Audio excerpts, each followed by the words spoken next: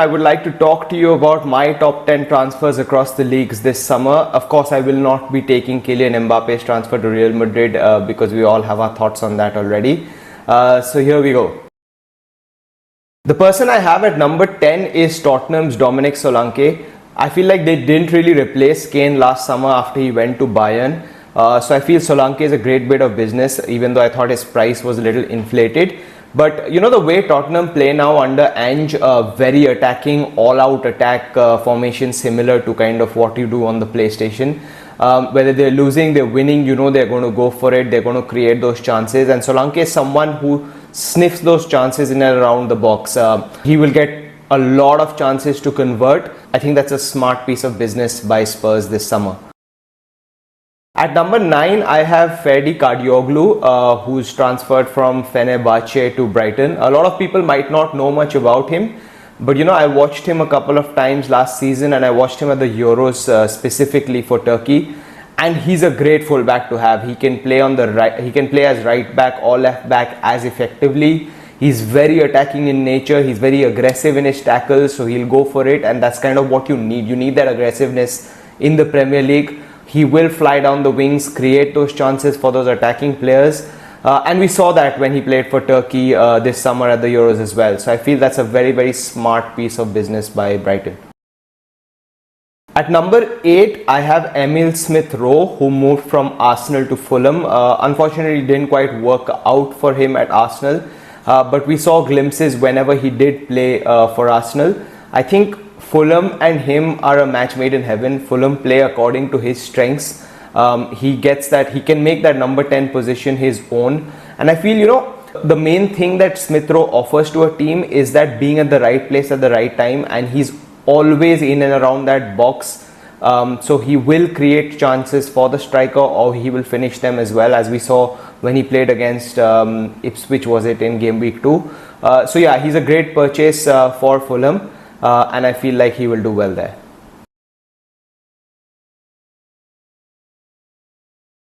At number 7, I have Pedro Neto. I feel like his transfer from Wolves to Chelsea was a good one for both clubs. Wolves got a good fee and Chelsea got a great player. I know Chelsea have been shopping since Todd Boehly's ownership takeover a couple of years back, like it's a Zara outlet sale or something like that. But I think Pedro Neto was honestly a standout purchase by them this summer. He can play as a left winger or right winger as effectively. He's got a wand of a left foot, whether it's to cross the ball into the 6-yard area or to take a crack on goal. So his left foot is great. His physique is great. Over the last few years, I feel like he's bulked up quite a bit. And to sustain in the Premier League, you need that physicalness. So I feel like that was a good trade to have. He's Premier League proven. He's in the Portugal national squad as well. So I think out of all the transfers that they've made so far this summer, I feel like Pedro Neto is one to look out for. At number 6, I have Endrick, who has transferred from the Brazilian league to Real Madrid. I mean, Real Madrid's squad is already star-studded, but he's just another star in the making. I think one area which they could have strengthened in the attack was the right wing, because I know Rodrigo also prefers playing from the left, but Vinicius has that position to himself as already. So getting Endrick to play from that right wing will be great. He's already scored his first goal in the La Liga last week, I think. So he's kicked off. That will give him a lot of confidence. He's starting for Brazil. He scored for Brazil as well. And you know, not many players make it at 16. You could see his talent when he was 16. So you know he's destined to reach the top. So yeah, very excited to see what he has in store this season for Real Madrid. At number 5, I have David Raya. I know he moved to Arsenal from Brentford on loan last year, but I think confirming that transfer this summer was very, very crucial for Arsenal. You know, he just takes them to another level. Yes, Ramsdale was great for them. He is a great keeper. But you know, modern day goalkeepers need to be very, very comfortable with their feet, whether it's to ping a long ball on a break or to pass around with the central defenders and your right back, left backs. And Raya is probably one of the best in the world to do that. So I think that transfer by Arsenal was very shrewd and very smart, and he'll just take them up to another level this year, I feel. At number 4, I have Savinho, who moved from Girona to Manchester City. I mean, we still don't know how that happened considering the parent company is the same, but I guess it is what it is.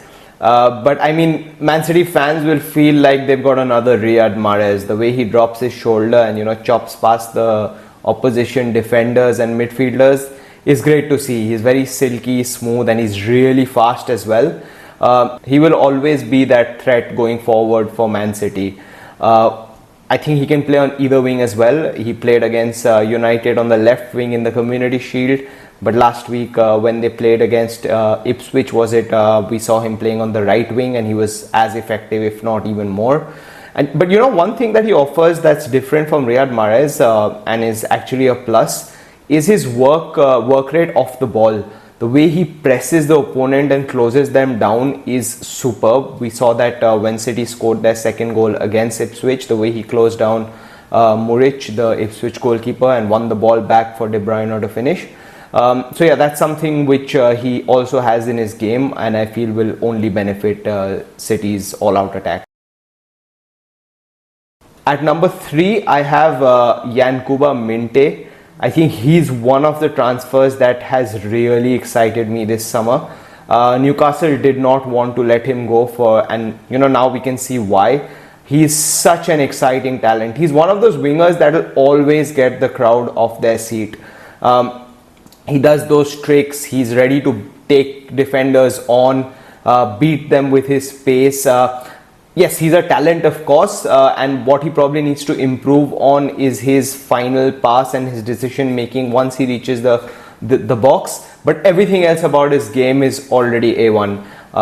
He'll drop a shoulder, he'll do his tricks, he will beat defenders.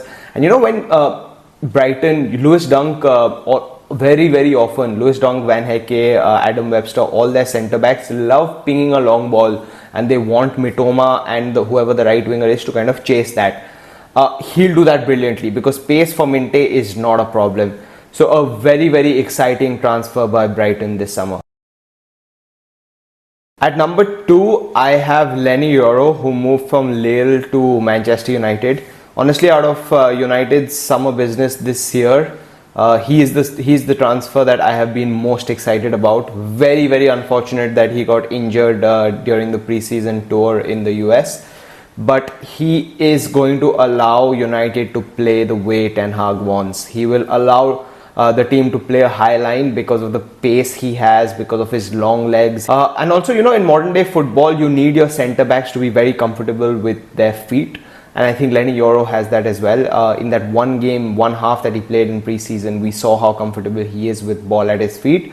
So I feel he's a complete package. He's young. He offers a lot in terms of running back in case there's a break. He has long legs, so he will get those Wan-Bissaka type of tackles in very often. And he's great with the ball. And he's pretty tall as well, so he will win those aerial duels quite often. So he's at number 2 for me. And at number 1, let's wait for it. Drum roll, please. We have Amadou Onana, who moved from Everton to Aston Villa. Honestly, I think he offers everything that you want in a central midfielder. He is tall, he is physical, he is super fast. He covers ground very well and very fast as well. He wins those aerial duels. He's comfortable with the ball at his feet. And I'm very, very jealous of that transfer, honestly. Like, if I had to pick one player to sign for my club this summer in that area, it would 100% be Onana. We've seen what he's done to the Aston Villa team as well. Yes, Douglas Luiz was great, but I feel Onana just offers so much more. He's so physical. He's just a complete package, man. In my opinion, he is the number 1 transfer this summer. Hope you enjoyed this video. Would love to know who your top 10 transfers of this summer window have been. So don't forget to share them in the comments below. And most importantly, don't forget to like, share, subscribe, and spread the love.